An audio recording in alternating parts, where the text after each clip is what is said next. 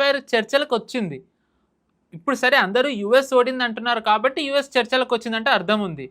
మరి ఇరాన్ చర్చలకు ఎందుకు వచ్చింది? దట్టు ఏదైతే ఒక పాయింట్ పెట్టుకున్నారో వాళ్ళ పాయింట్‌ని మోడిఫై చేసుకొని వచ్చారు అంటే వాళ్ళకు కూడా ఏదో నష్టం జరిగింది. సో, బేసికల్లీ ఏంటంటే వీళ్ళు పాకిస్తాన్‌లో జరిగే నెగోషియేషన్స్‌ని ఇద్దరు వంకగా పెట్టుకొని చర్చలు కేవలం చూపియడానికే. బట్ తెర వెనక ఏంటంటే దే ఆర్ స్ట్రెంథెనింగ్ దెమ్‌సెల్వ్స్. మనం చూసుకున్నట్టయితే ఒక పక్కన ఈ సీజ్ ఫైర్ చర్చలు అవుతూ ఉన్న టైంలోనే పాకిస్తాన్ నుంచి సుమారు 13,000 మంది సోల్జర్స్ సౌదీకి వచ్చారని సౌదీ ప్రకటించింది. And massive air refuellers Israeli ఎయిర్పోర్ట్లో ఉన్నట్టు ఇజ్రాయెల్ ప్రకటించింది.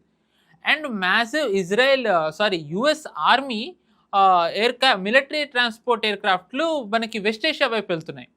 అండ్ ఇంకొక ఇంట్రెస్టింగ్ ఆస్పెక్ట్ ఏంటంటే కరెంట్లీ ఇప్పుడు ఇండోనేషియన్ ప్రెసిడెంట్ యుఎస్ వెళ్తున్నారు.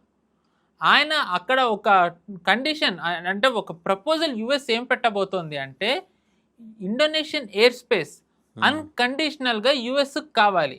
అంటే మా ఫైటర్ జెట్స్ ల్యాండ్ చేసుకోవడానికి, దాని తర్వాత మా మిలిటరీ ట్రాన్స్పోర్ట్ ఎయిర్క్రాఫ్ట్ ల్యాండ్ చేసుకోవడానికి,